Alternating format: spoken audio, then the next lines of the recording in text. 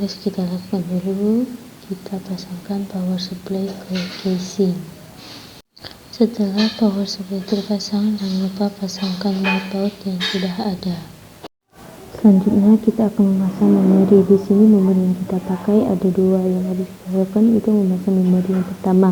Cara memasang memori itu buka terlebih dahulu kunci memori RAM dan pasangkan memori RAM di slot yang sudah disediakan di motherboard sesuai sekat yang ada pada memori RAM dan sekat yang ada pada slot RAM. Kemudian tekan kedua sisi ujung memori bersamaan sampai kunci itu naik dan akan terkunci begitu. Begitupun dengan memori yang kedua, pasang memori RAM di slot yang sudah disediakan di motherboard, sesuaikan sekat yang ada pada memori RAM dan sekat yang ada pada slot RAM. Setelah memasang memori yang kedua, jangan lupa dikunci seperti yang kita pertama lakukan. Fungsi memori RAM yaitu memberikan memori jangka pendek dengan kecepatan tinggi untuk CPU. Selanjutnya, kita akan memasang prosesor ke mainboard pada posisi yang pas. Pastikan posisi pada video. Ingat, pada pemasangan prosesor kita harus berhati-hati karena bila prosesor yang kita pasang salah, bisa berakibat fatal dan bisa menyebabkan prosesor atau mainboard akan rusak.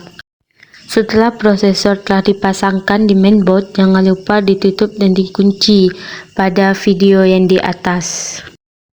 Selanjutnya, kita akan memberi pasta pada prosesor yang telah dipasang tadi. Fungsi pasta untuk pendingin CPU yang dirancang untuk mendinginkan panas.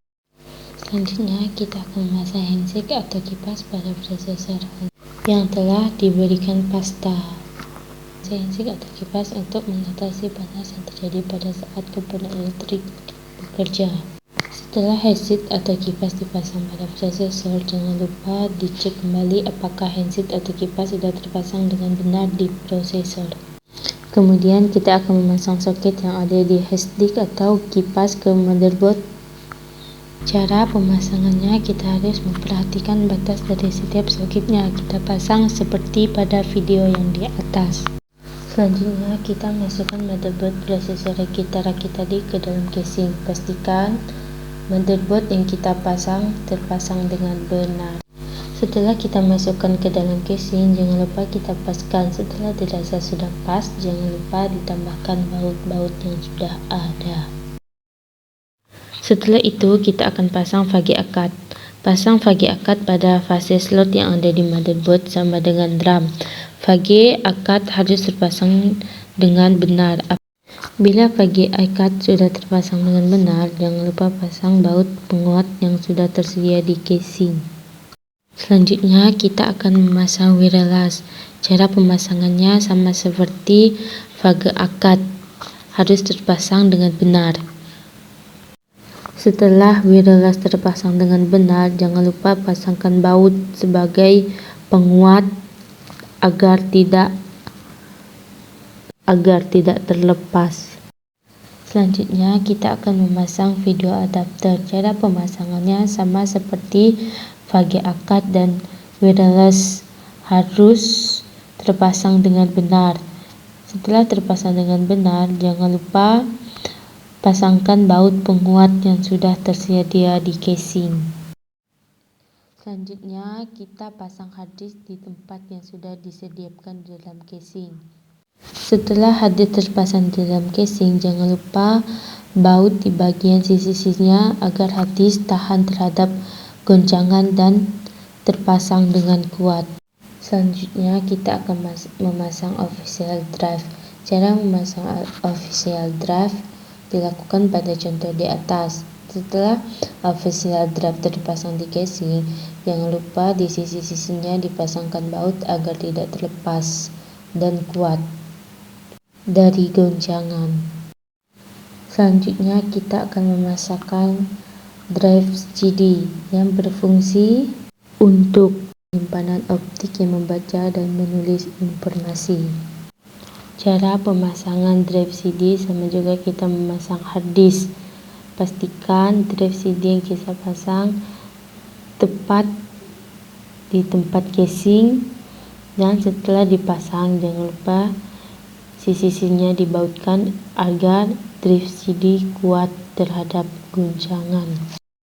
Selanjutnya kita akan memasang floppy drive. Caranya sama seperti hard disk dan drive CD. Cara memasang floppy drive harus sesuai pada video yang di atas.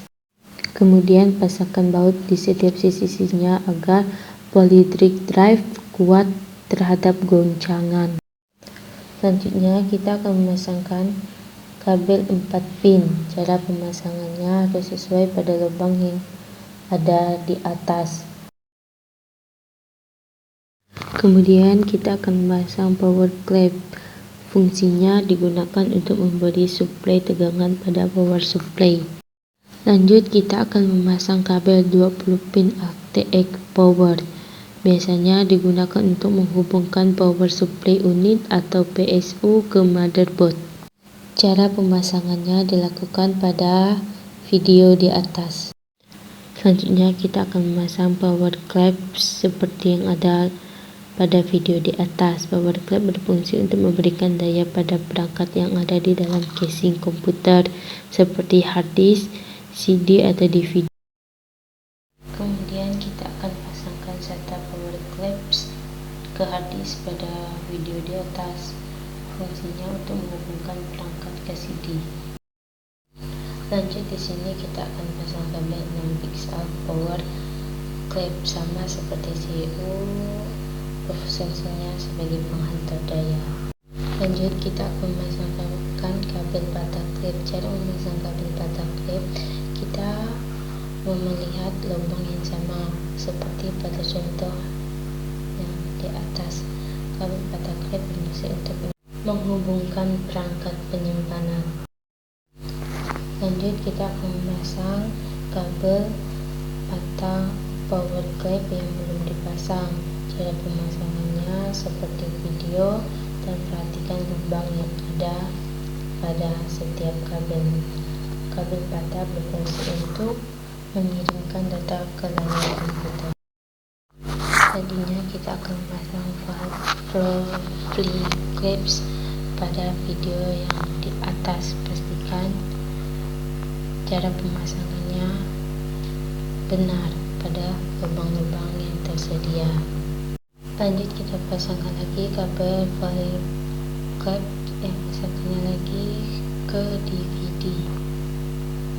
Bukan pada contoh di atas.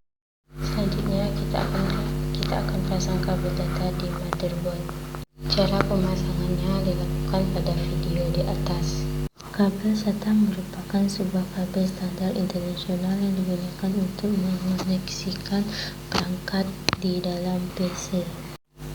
Lanjut, masukkan kabel data ke dalam hard disk seperti yang dilakukan di video.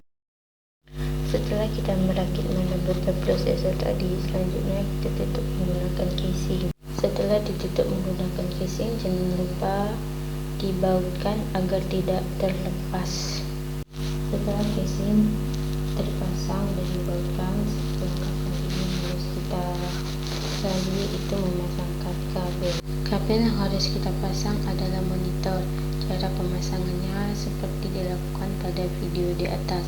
Monitor berfungsi sebagai salah satu jenis sistem perangkat keras. Selanjutnya kabel yang harus kita pasang adalah keyboard. Cara pemasangannya seperti yang di atas. Harus sesuai dengan lubang yang ada. Keyboard berfungsi sebagai sebuah perangkat keras hardware pada komputer. Selanjutnya kita akan memasang kabel mouse. Cara pemasangannya seperti pada video di atas, harus sesuai dengan lubang.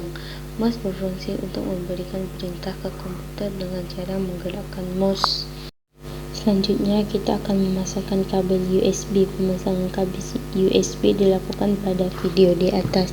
USB berfungsi dapat menghubungkan peralatan tambahan komputer seperti mouse, keyboard, pemindai gambar, kamera gitar, printer hard disk, dan komponen network.